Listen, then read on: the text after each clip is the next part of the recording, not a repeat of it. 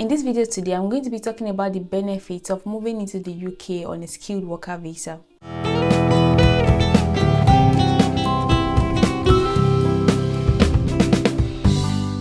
Hello everyone and welcome again to this channel. My name is Moya Adeyemi. If you're new to this channel, please don't forget to subscribe down below, and if you're a returning subscriber, thank you so much. On this channel, I like to talk about life in the UK, and I also talk a lot about life as a support worker because that is what I'm doing at the moment. Coming into the UK on a skilled worker visa is a great way of moving into the UK, because if you're coming on this visa, it definitely means you have a job that is offering you sponsorship and is inviting you to come into the UK. So some of the benefits that comes with this include that you can also study. So if you have a course that you want to complete or you want to enroll in, you don't need to apply for a separate visa to also study if you are on a skilled worker visa. So you can combine your work and study. And the good thing is that you are earning. Because you're on this skilled visa, you will be fully employed. That means that you'll be doing at least about 37 to 39 to 40 hours a week, which means you'll be getting paid and you'll also be studying at the same time. So this is one of the benefits of moving into the UK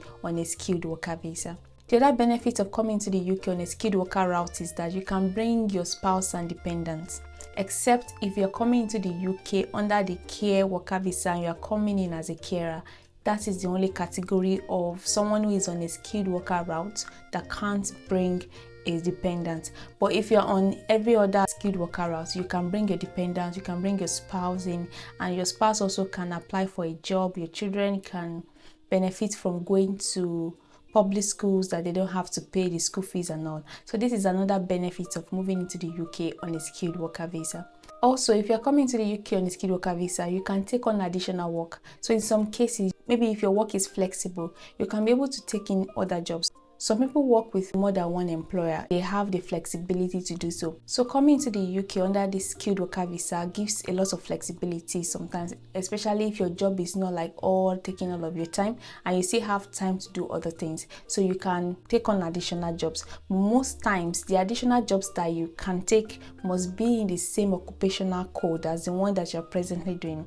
The other benefits of coming into the UK on a skilled worker role is that you can do voluntary work. I think every category of visa in the UK can actually permit everyone to do a voluntary work. Maybe you love to serve the homeless, you love to serve some charities and help do fundraising and all of that. So you can also be part of that. The other benefits of coming to the UK under the skilled worker route is you can travel abroad.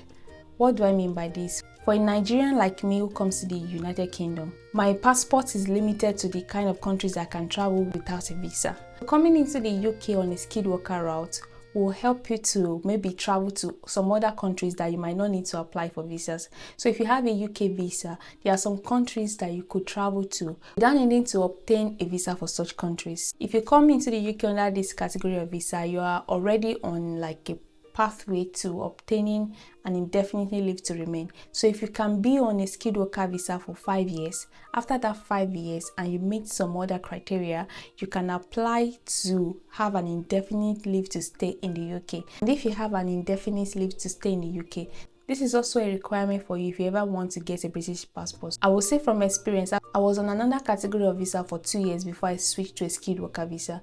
And the category of visa I was on, you can only be in the UK for maximum of 2 years. If you want to renew that visa, you have to travel back and renew it. And no matter how many times you renew that visa, it won't count towards your indefinite leave to remain in the UK. So having a skilled worker visa to move into the UK will help you and save the stress of visa after 5 years. So we all know how stressful visa can be and how expensive they can get. So I'll just include 2 things that you can't do on this skilled worker visa. The first thing is that you can't switch your employer without updating your visa. So let's take for example, if you've been employed to come and work in the UK as a carer, you can't leave your employer to switch to another employer without updating your visa. It's not like it's a big deal that to update your visa. They will definitely update your visa, but you can't just say, okay, I'm switching to another employer without having to go through the process of updating your visa. The downside to this is that some people, when they are working with an employer, maybe they are not feeling like they are being treated well. because they are kind of thinking, how do I go about updating my visa, or I don't want to go through the stress of updating my visa. This kind of discourage people and make them to just stick to maybe employers that are not treating them rightly. So this is like the downside to it. The other thing that you can't do if you're on a skilled worker visa is that you can't receive benefits from United Kingdom. So if you come into the UK, you notice that most of the United Kingdom citizens have like benefits that they can get. Some people that they are not earning up to minimum wage, they get some benefits, some housing benefits. They are single mother, single parent, they don't have enough money, they get some benefit. But this has never been like my thought process, because I've never even been brought up in that way to be receiving benefits. If you're a Nigerian, it's like a normal thing. Our government doesn't give us any benefits, so it's not a thing that I want to come to the UK because I want to get benefits. We are not even used to it. That is the truth.